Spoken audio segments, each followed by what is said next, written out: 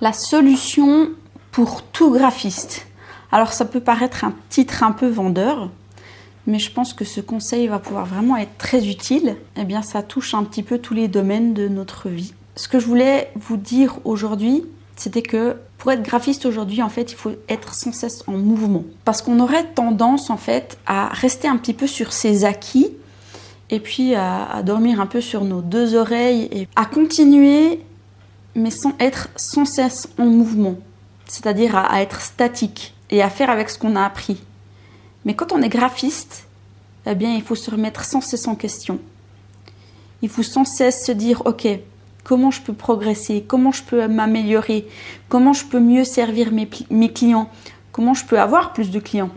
Et tout ça, ça fait que, eh bien, on va s'améliorer, on va se démarquer des autres graphistes parce qu'il y a de la concurrence. Donc, apprendre à se démarquer dans tout ce marché qui est pour la plupart saturé, mais toujours progresser. Et c'est ça que j'ai envie de vous dire à travers cette vidéo, c'est de rester en mouvement.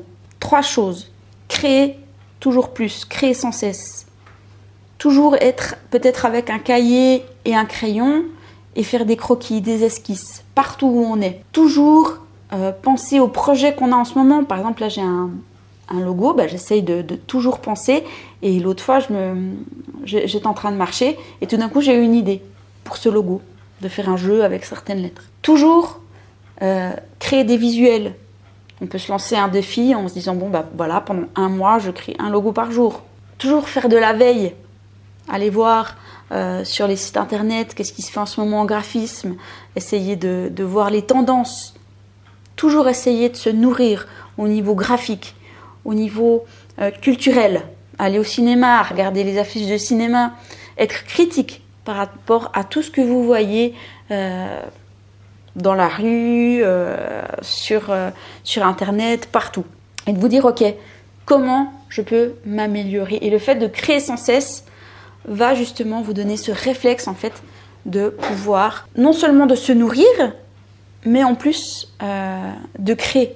Pas seulement être consommateur, mais aussi acteur. Je me souviens qu'à l'école d'art, j'avais un prof de graphisme.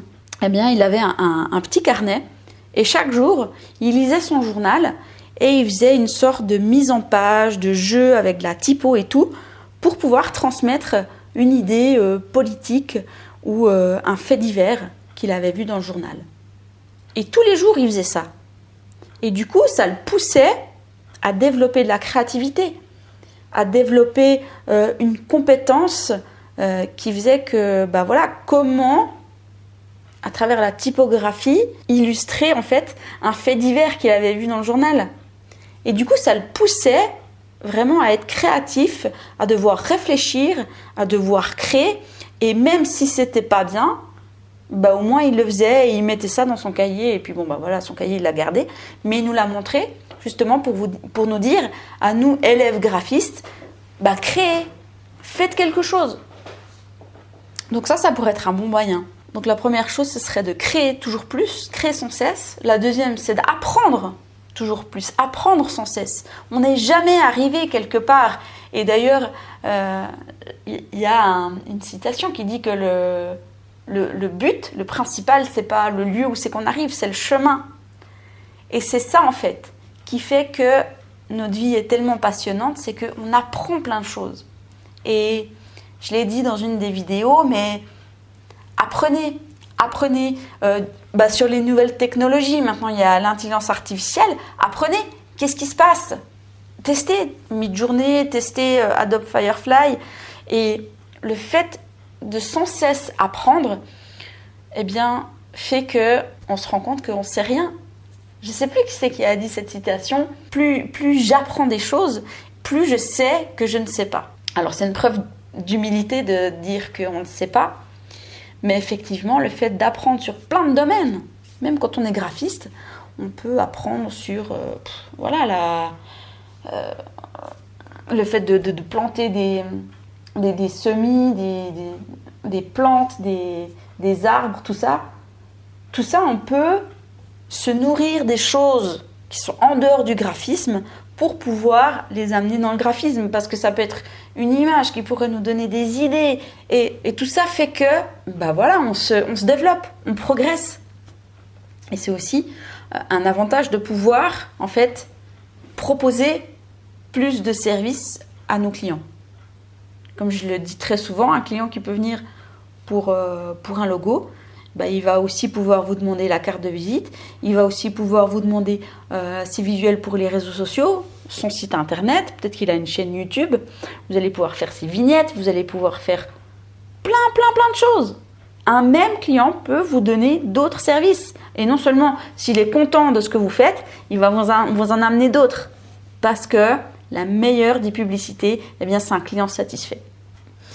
Donc, apprendre plus pour pouvoir être polyvalent, pour pouvoir progresser. Et la troisième, eh bien, c'est de bouger plus. Alors, vous allez me dire, mais Gaëlle, on est sur une chaîne de graphisme, pourquoi tu nous dis de bouger plus? Bah, pourquoi? Parce que le graphiste, eh ben, la plupart du temps, il est assis. Il est assis toute la journée. Et moi, j'essaye, je me bats pour essayer d'aller marcher une fois par jour parce que je suis tout le temps assise devant mon ordinateur. Et il y a des études qui montrent qu'en fait, un métier où c'est qu'on est tout le temps statique, où c'est qu'on est tout le temps assis, diminue notre espérance de vie.